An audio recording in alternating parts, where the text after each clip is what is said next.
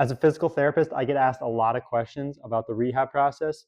The number one question I get asked is heat or ice. Over the years and just gaining more knowledge and experience as a physical therapist, I've changed my opinion on these modalities multiple times, and I kind of want to talk about where I am today in terms of how I recommend heat or ice. There's a lot of different methods out there. There used to be the RICE method, right? Rest, ice, compression, elevation. Then there was police. Then there was peace and love. It's been for ice, anti-ice. It's kind of been all over the map. So I like to keep it simple when I communicate with my clients what we're going to focus on.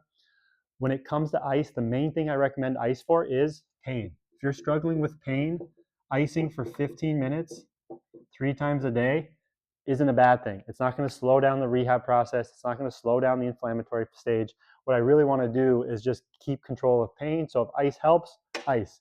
Keep it simple. Ice I use for pain.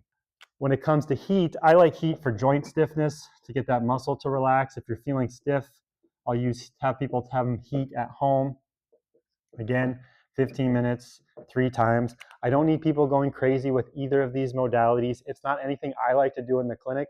My time is more valuable to spend with you working on these other factors than heating or ice. But at home, if you want to do these for a few minutes, they help you feel better, they get you moving.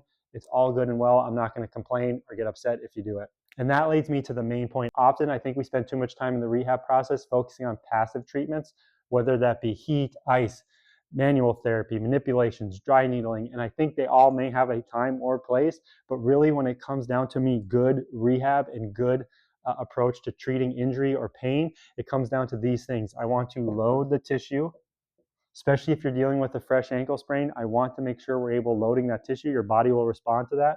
I want to make sure you're sleeping well. I want to make sure your diet is good.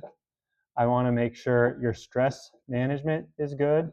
Finally, I want to understand what your beliefs are about the injury. That is way more important to me than heat or ice. These are just adjuncts. They're nice things to have, but they're not going to help heal you any quicker. They're not going to slow it down any bit. It's just about help kind of pain management or symptom modulation. We're just trying to get you to feel a little bit better to get to do the main things. Load the tissue, sleep well, eat good food, manage your stress, and understanding your beliefs about the injury. The more I understand how these are involved, the better I can help you versus heat or ice. Those are simple things you can do at home.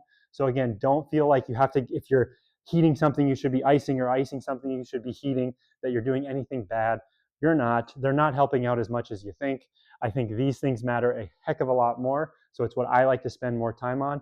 That's why in the clinic, if you're with me, we're not heating and we're not icing. It's not worth our time. We need to have better discussions around these things. That's how you get feeling better. That's how you get moving better. And that's how you recover from an injury faster. So if you have any questions, like, subscribe, comment. If you have any questions, comment below. If you like these type of video, subscribe or share this with someone who you think may enjoy this. Also, if there's any other questions that you may have, comment in. We can do more videos on this. I love answering these questions. I love trying to give my feedback, honest feedback, and not trying to do any kind of get lost in the sauce when it comes to overcomplicating something as simple as heat or ice.